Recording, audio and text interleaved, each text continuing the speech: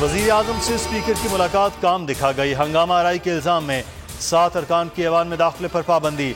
अली नवाज आवान, अब्दुल मजीद Khan, Faheem Khan, Sheikh Rohel Asghar, Ali Gauhar Bloch, Chaudhary Hamid Hamid और आगा रफ़ीउल्लाह शामिल हैं। शेख रोहेल असगर और आगा रफ़ीउल्लाह ऐवान में आ गए। सार्जेंट एक्ट आर्म्स ने बाहर भेज दिया।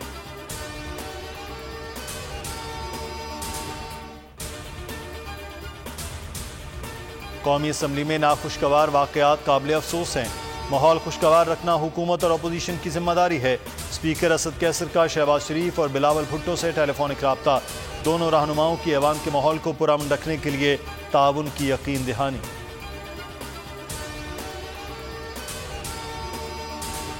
अपोजिशन लीडर पर हमले से पार्लियामान को नुकसान होगा। पार्लियामेंट में जो कुछ हुआ उसकी जितनी मजम्मत की जाए कम है। बिलावल भुट्टो की शहबाज शरीफ से मुलाकात में गुफ्तगू। अपोजिशन लीडर ने कहा, कल के वाक़े से जग हसाई हुई।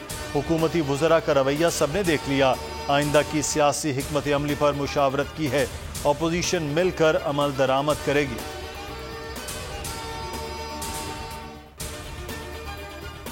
सराब का नाम मुअत्तल अरकान की लिस्ट में है, आप ऐवान में नहीं जा सकते। सार्जेंट एट आर्म्स ने लीगी रुकन अली गौहर बलोच को दरवाजे पर रोक लिया। परवेज खटक, अली अमीन गंडापुर और शीरी मजारी ने भी हंगामा आराई की। वज़रा को मुअत्तल न किया गया तो असम्बली में जाऊंगा, अली गौहर का मौक़िफ़।